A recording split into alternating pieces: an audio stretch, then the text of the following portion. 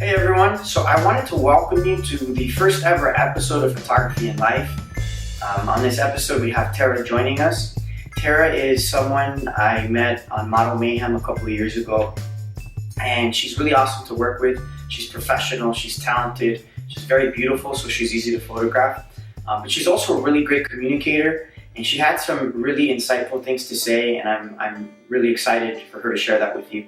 She's going to be walking us through the shoot, and she's also going to be giving you some tips on how to take better pictures as a subject or as a model, and I hope that you're just as inspired by Tara as I was.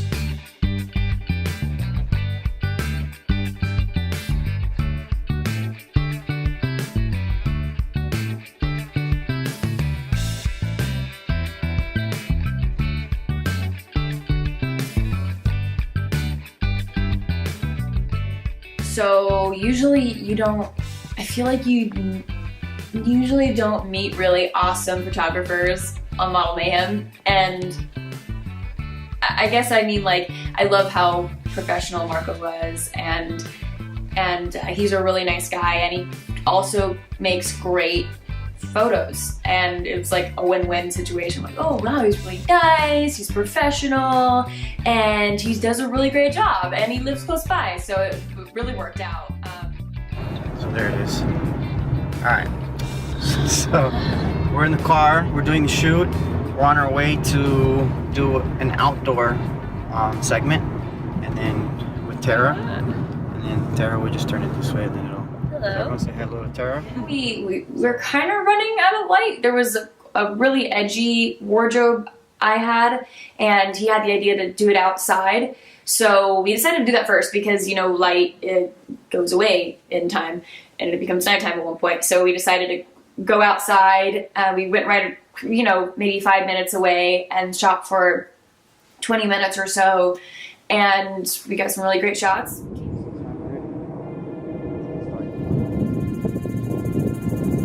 Oh, this is beautiful. Okay.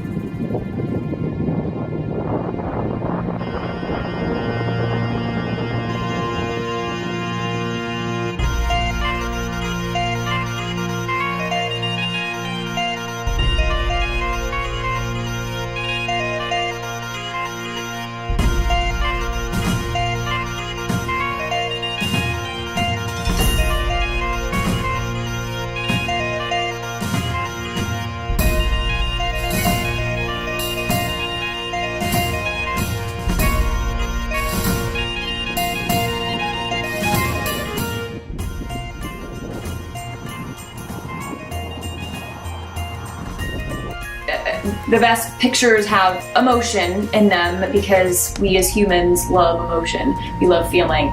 So it's always a good idea to have emotion in your pictures. Trust that your emotions are going to look really good.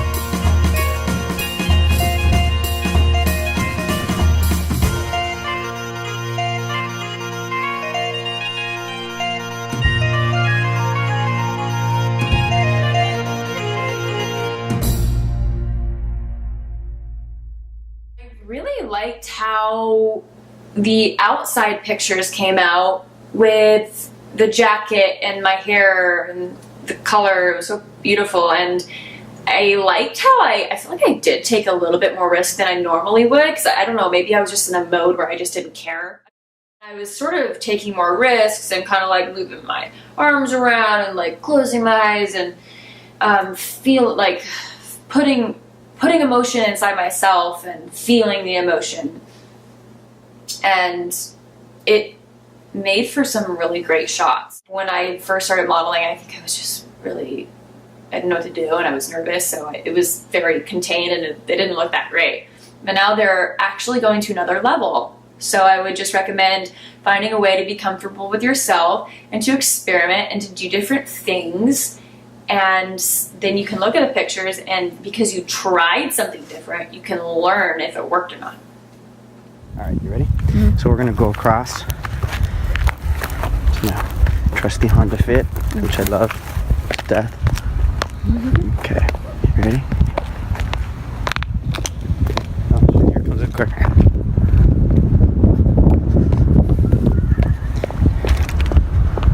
All right, this is good. So we're gonna stand you. Yeah, right around there, that's good. Okay, actually,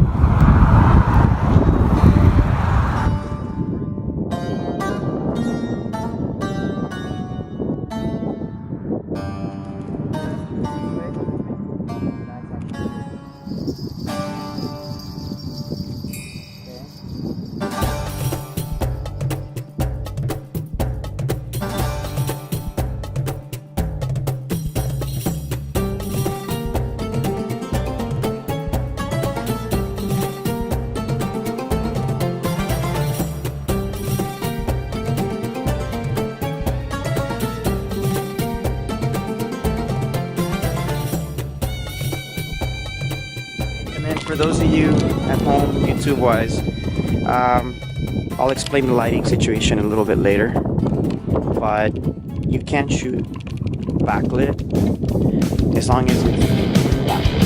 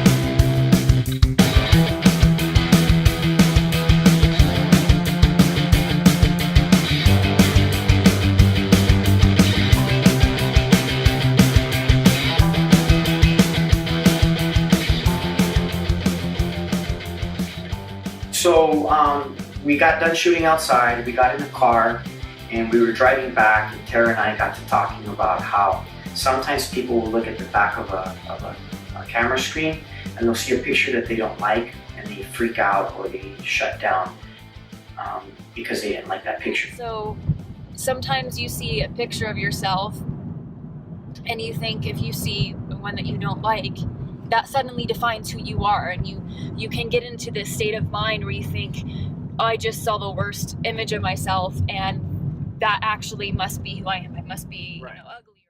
But it's important to realize that bad picture does not define you. You are not that bad picture, because a camera lens doesn't see the way that our eyes see people. So a camera lens can only, it's sort of shallow. It's a shallow version of what a human eye can see.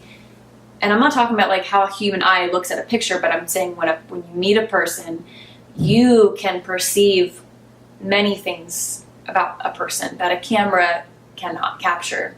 So you are actually more than that picture that you don't like of yourself. You're more than that. That's just one angle of yourself that maybe you don't like, but that's okay, because it doesn't define you. I like to do little tricks with myself and say that, well, I'm not the reason why that picture looks bad. It's just like the lighting's bad. It's the lighting's fault because I'm awesome, and obviously, that camera just doesn't know how wonderful and beautiful I am, because if it did, then it would capture everything beautiful about me. But you have to realize that just because there's like a shot of you that looks different than how you wanted it to come out, it's not the end of the world. And you can think about, well, what about all the great shots? Because there are going to be great shots. Well, there you go. You can do great shots too. You're more than the bad pictures. It's okay. It's just not a big deal. Let it go.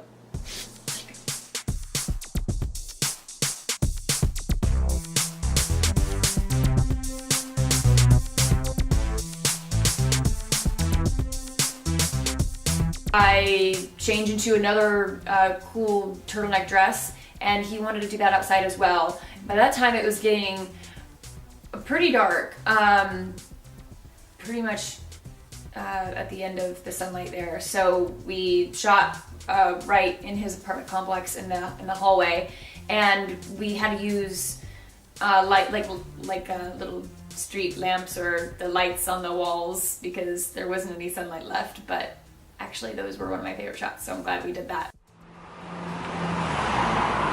Okay, you know what we're gonna do? Because the lights shifted already, like dramatically. Okay. But I love that dress, and I want to get more of that, like with the light. Okay. Let's do some here with this light right here. Okay. So, yeah, there we go. Oh, that's gonna be good. Okay.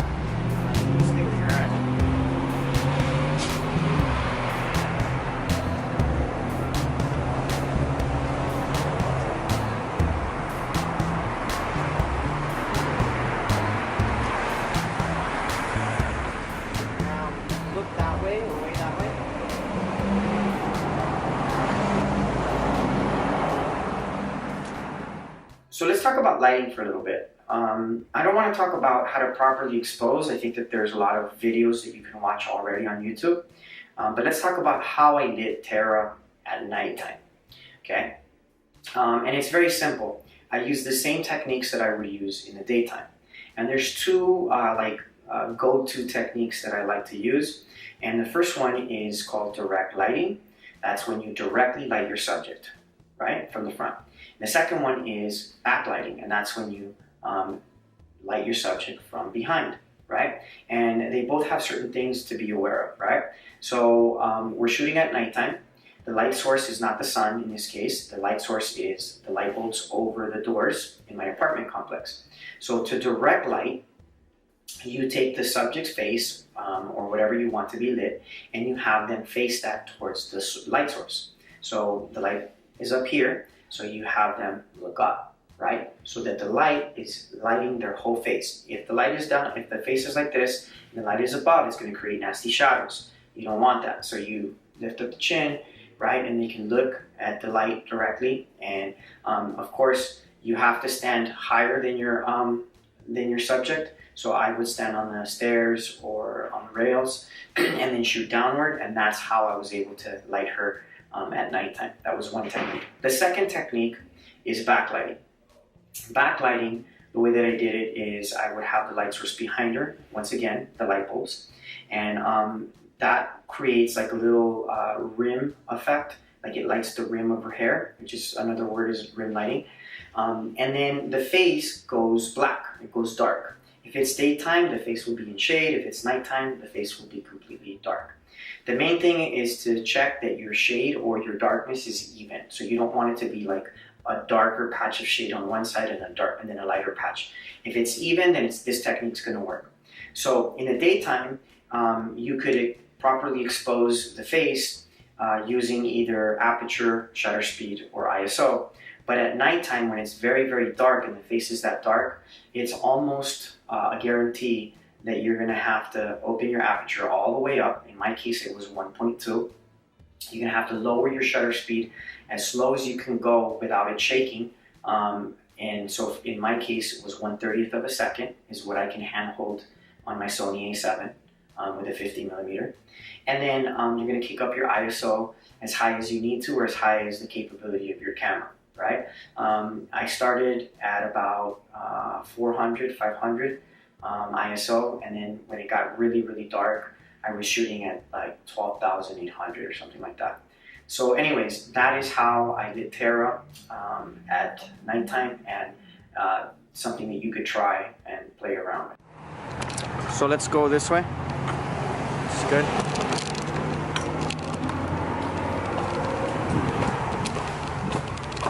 Keep going, keep going. Right where those lights are. That, actually, turn around this way. All right, you know what? Let's do a silhouette really quick. Okay. Which way would you like me to face? Let's see right now. Actually, that's not bad. Just gonna move this guy back this way so it's not in my way. Okay. Yeah, actually, that's nice.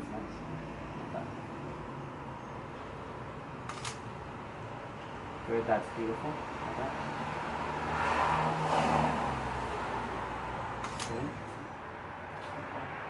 Okay, the only thing with these is when you look away from the camera, it creates like Harsh shadow? yeah, harsh shadows, and it creates like shapes. So for these, just because of the lighting conditions, we're gonna actually have to look Towards that light? Towards that light, yeah, just for these.